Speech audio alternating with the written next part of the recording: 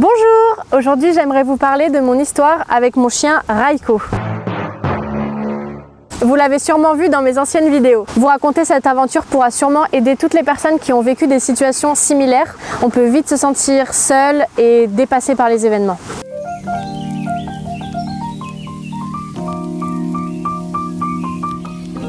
Avec mon copain, ça faisait déjà quelques temps qu'on voulait adopter un chien. Mais déjà, c'était certain, on le prendrait en refuge, exactement comme on a fait pour notre chat quelques années plus tôt. Un jour, ma maman me dit qu'un chien erre sur la route à quelques kilomètres de chez nous. Sans réfléchir, je décide de prendre la voiture et d'aller voir ce chien en question. J'arrive sur les lieux et je vois un couple sur le bas-côté qui attendait.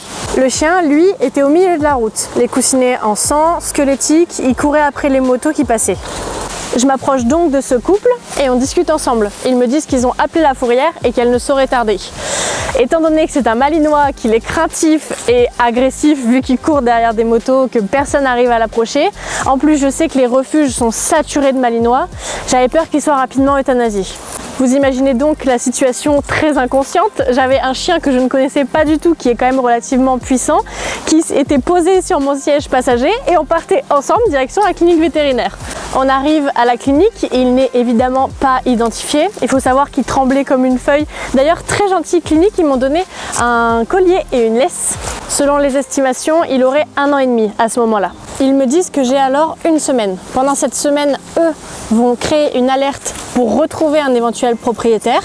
Et moi, pendant ce temps-là, je vais alerter aussi pour le retrouver. Par exemple, on a la page Facebook Pet Alert qui permet de répertorier des animaux qui sont vus, décédés, trouvés, perdus, qui est vraiment pratique. Et c'est notamment grâce à cette page Facebook que j'ai pu élucider quelques mystères le concernant. À la fin de cette semaine, 2 choix s'offraient à moi. Soit je leur confie et ils le mettent en refuge, soit je peux officiellement le mettre à mon nom. Cette semaine, elle était trop longue et trop courte à la fois. Ça a été riche en réflexion et en remise en question. Suis-je vraiment prête à assumer ce chien qui n'accepte que moi, mon copain et certains membres de ma famille? Suis-je vraiment prête à l'assumer financièrement et aussi physiquement avec des balades tous les jours, de l'éducation adaptée, notamment à son passé? En fait, il fallait tout reprendre à zéro. J'ai décidé de me renseigner notamment via Pet Alert et j'ai pu échanger avec de nombreuses personnes qui l'avaient déjà signalé quelques mois plus tôt. Laissez-moi donc vous conter l'histoire probable de Raiko selon les récits que j'ai pu avoir mis bout à bout. De ce qu'on sait, en mai 2022, il a été abandonné avec un collier en plastique et une chaîne sur le parking d'un Ibis Hotel. Une première personne l'a récupéré, mais apparemment Raiko s'entendait pas très bien avec ses chiens. Du coup, il a décidé de le donner à une dame.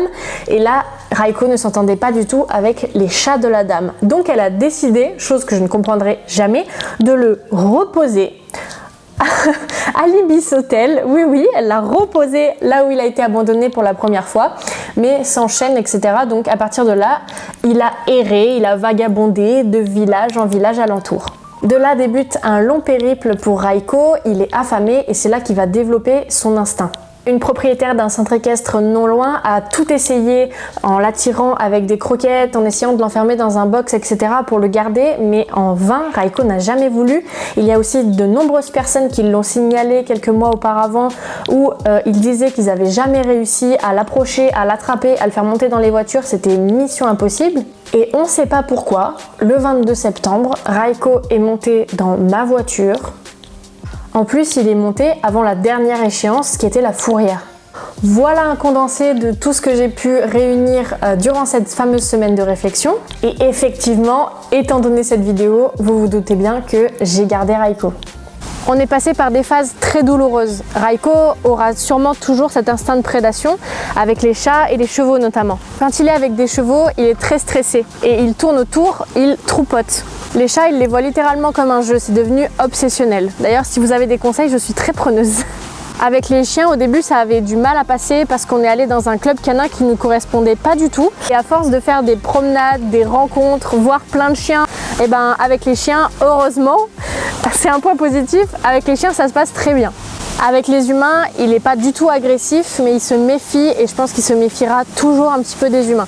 Ceux qu'il ne connaît pas notamment, il va se mettre derrière nous, voir si on les connaît, les saluer petit à petit et au bout de plusieurs temps, il va réussir à les apprécier. Oui, t'es beau. On le sait. Lorsque je promène Raiko, j'entends beaucoup de remarques. C'est un chien de travail, d'attaque, de mordant, de sécurité et j'en passe. Certaines personnes s'écartent, prennent leurs enfants ou leurs chiens dans les bras. J'ai toujours vécu dans une famille avec des chiens, j'ai toujours promené des gros chiens, mais j'avais jamais ressenti un tel poids sur mes épaules.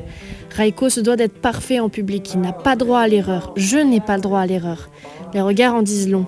Pourquoi avoir pris un chien aussi grand, intimidant? Pourquoi il n'a pas de muselière?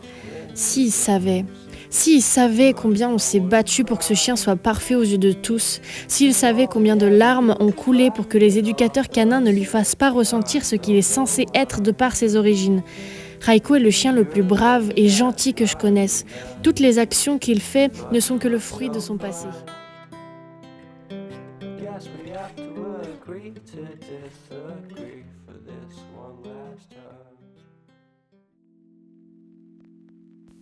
Mais au fond, je vous comprends.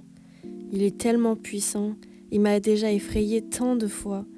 J'ai remis en question mes choix, mes décisions. J'en suis facilement arrivée à me demander pourquoi c'était tombé sur moi. Ça fait mal.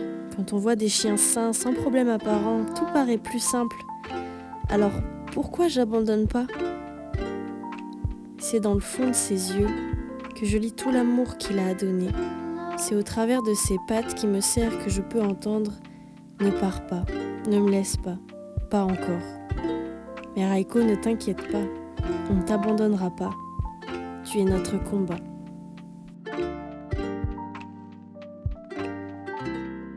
Merci beaucoup d'avoir regardé cette vidéo jusqu'ici avec Raiko, on est vraiment reconnaissant. Si vous souhaitez suivre nos aventures, il y aura encore plein de vidéos sur cette chaîne. N'hésitez pas à vous abonner, à aimer cette vidéo, à la partager. À bientôt!